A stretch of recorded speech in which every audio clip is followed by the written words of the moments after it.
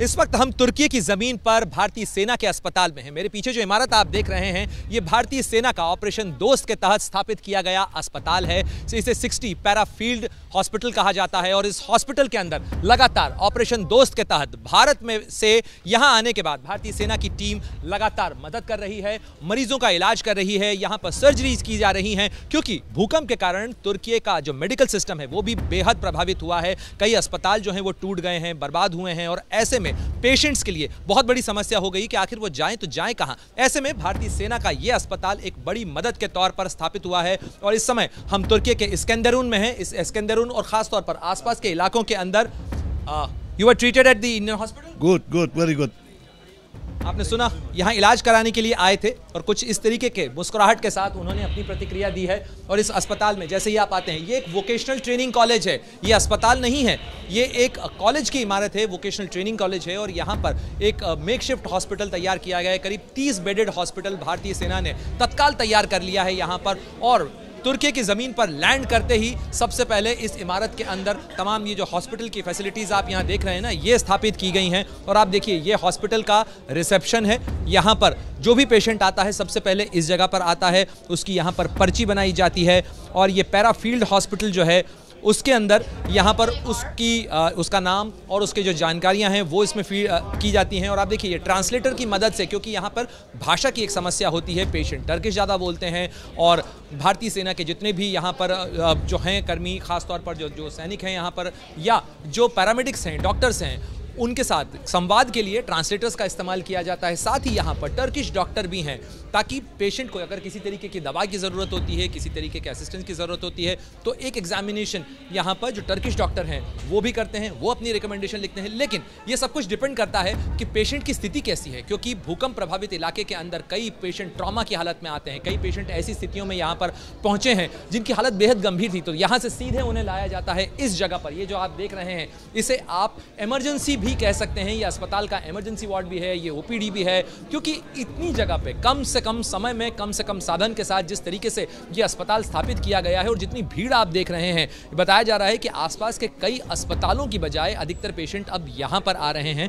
और आप देखिए कि यहाँ पर तमाम बेड्स के ऊपर जो पेशेंट हैं, चाहे वो उम्रदराज पेशेंट हों, चाहे वो बूढ़े जो बच्चे हैं वो हों, और आप देखिए कि पेशेंट्स को किस तरीके से स्टेबलाइज करने की कोशिश की जाती है। वो ट्रॉमा में आ रहे हैं, वो परेशानी में आते हैं, उनका दर्द कम किया जा सके। और आप देख सकते हैं कि यहाँ पर एक पेशेंट का फ़िलहाल इलाज चल रहा है और उसको इलाज के साथ साथ जो भी उसे स्टेबलाइज करने के लिए दवाएं ज़रूरी होती हैं वो तमाम दवाएं दी जा रही हैं। और ये जो दवाएं आप देख रहे हैं ये दवाएं भी भारतीय सेना अपने साथ यहाँ पर लेकर आई है। जो तमाम कहा जा सकता है कि एक सेल्फ सस्टेनिंग हॉस्पिटल है, इसकी जो तमाम इंतज़ाम है ये किसी भी चीज़ के लिए बाहर पर निर्भर नहीं है, क्योंकि जब आप मदद देने के लिए जाते हैं तो जाहिर तौर पर मदद देने वाला खुद अपने आप में सेल्फ सस्टेनिंग हो, ये बहुत ज़रूरी होता है। आप देखिए कि यहाँ पर छोटे बच्चे भी हैं, छोटे बच्चों के साथ भी जो उनके परिजन हैं वो उन बच्चों को लेकर आए हैं, या आप देखिए कि यहाँ पर जो बूढ़ी महिला हैं उनका भी इलाज यहाँ पर चल रहा है। तो इस तरीके से यहाँ पर अलग अलग जगह से, अलग अलग इलाकों से जो पेशेंट आए हैं और आप पेशेंट का दुख, दर्द, उनकी पीड़ा उनके चेहरों पर भी देख सकते हैं जिस तरीके से ये पेशेंट्स ट्रॉमा की स्थिति के अंदर यहाँ पर पहुँचते हैं। हम बात करने की कोशिश करेंगे कुछ डॉक्टर्स से यहाँ पर जो कि यहाँ पर इलाज कर रहे हैं। हालांकि हमारी कोशिश है कि हम उनसे ये जान सकें कि आखिर किस तरीके से यहाँ पर पेशेंट आ रहे हैं, कितने पेशेंट आते हैं यहाँ पर, अभी तक कितने लोगों का इलाज भारतीय सेना का ये जो हॉस्पिटल है ये ऑपरेशन दोस्त के तहत कर चुका है। सर, आपसे जानना चाहेंगे कि अब तक कितने पेशेंट्स का इलाज ये 60 पैरा फील्ड हॉस्पिटल कर चुका है तुर्की में? अब तक फ्रॉम द वेरी पहले दिन से लेके आज तक 1300 से ज़्यादा पेशेंट का इलाज हम सक्सेसफुली यहाँ कर चुके हैं। अलग अलग जगह से यहाँ आसपास के इलाकों से पेशेंट आते हैं सर? जो भी यहाँ पे आसपास से जितने भी एरिया हैं वहाँ से पेशेंट आ रहे हैं और जो आसपास के हॉस्पिटल के डॉक्टर्स, नर्सिस और इंटरप्रेटर्स हैं वो भी आके यहाँ पे हमारा सपोर्ट कर रहे हैं।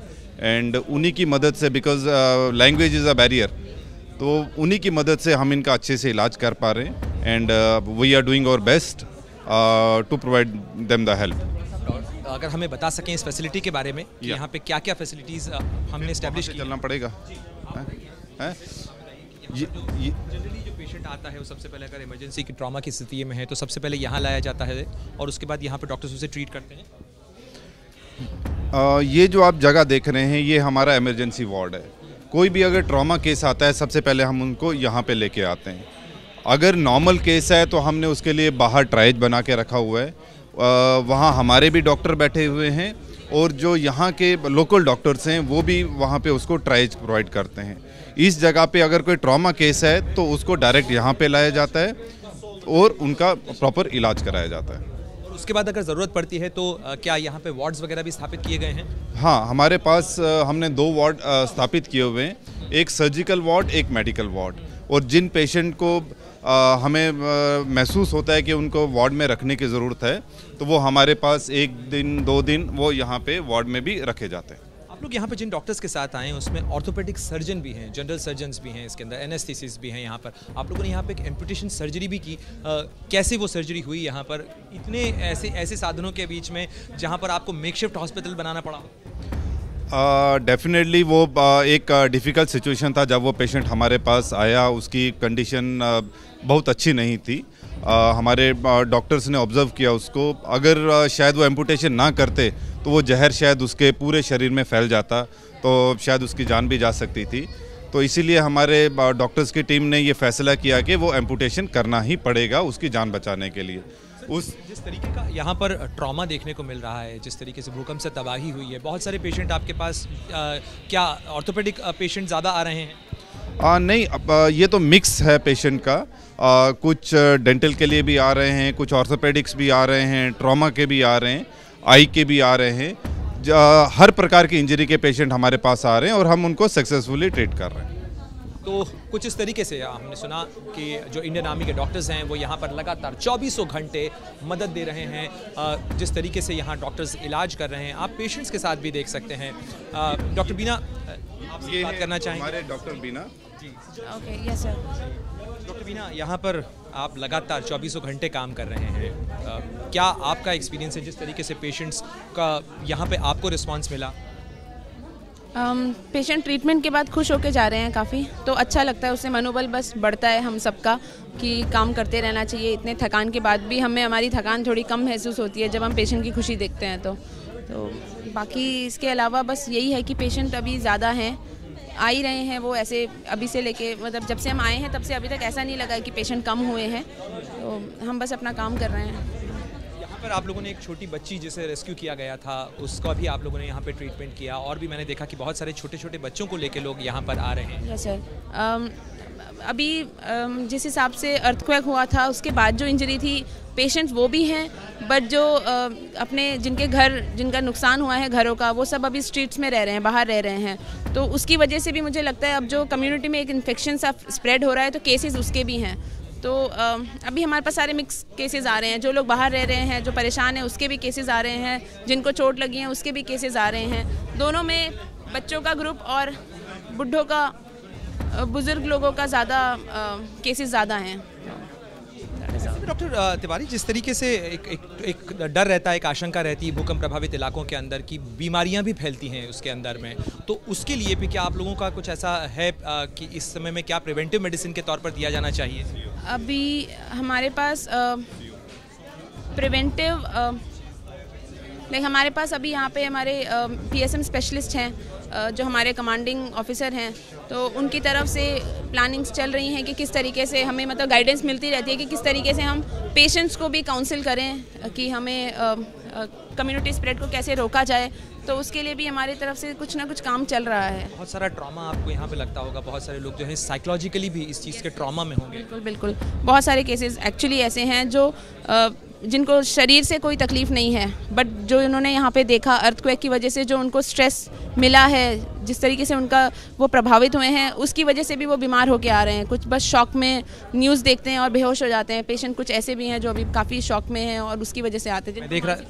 मैं देख रहा था कि आप अभी एक पेशेंट को जब बाहर छोड़ने के लिए गई थी तो आपने उसको कई बार हग किया। ये एक तरीके से डॉक्टर पेशेंट बॉन्ड भी है और कहीं ना कहीं एक ये ट्रीटमेंट थेरेपी भी।